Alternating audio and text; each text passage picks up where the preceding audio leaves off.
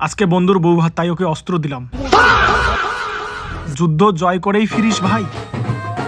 বিয়ের পর আজকে রিসেপশন, তাই বন্ধু আর বন্ধুর বউকে দু হাত ভরে আশীর্বাদ করলাম, সুখে খা শান্তিতে থাক।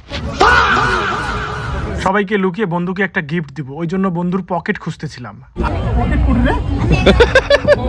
তোমাদেরকে আর কি বলবো, মানে এত খোঁজার পরেও আমরা আর পকেট খুঁজে পেলাম না। তারপর ছেলে আমাদের এই দুর্দশা দেখে নিজেই তার পকেটটা বের করে দিল, দিয়ে বলল যে ভাই এই যে পকেট, নে কি রাখবি রাখ।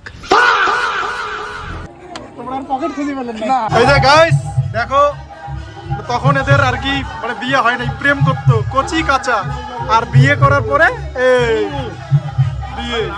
তারপর আমরা এই গুপ্ত ফটোগুলোকে ফটো ফ্রেমের মধ্যে বাঁধিয়ে তাদের কাছে নিয়ে যাই, নিয়ে গিয়ে তাদের রিয়াকশন দেখার চেষ্টা করি।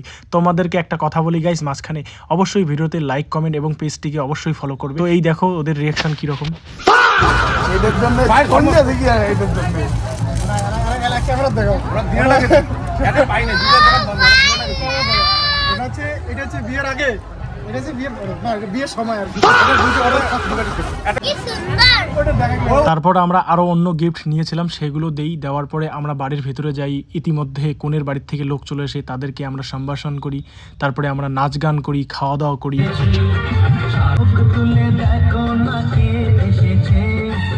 এখন বাজে 3:37,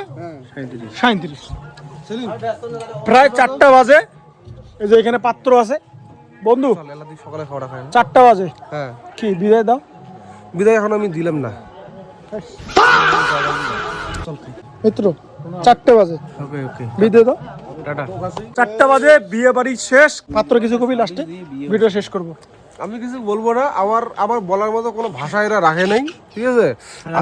আমি ভাবছি বুম্বা তো এদের যা ব্যবহার, বুম্বা না তুই। গাইস ভিডিওটা এখানে শেষ করছি। ঠিক আছে, টাটা, বাই বাই।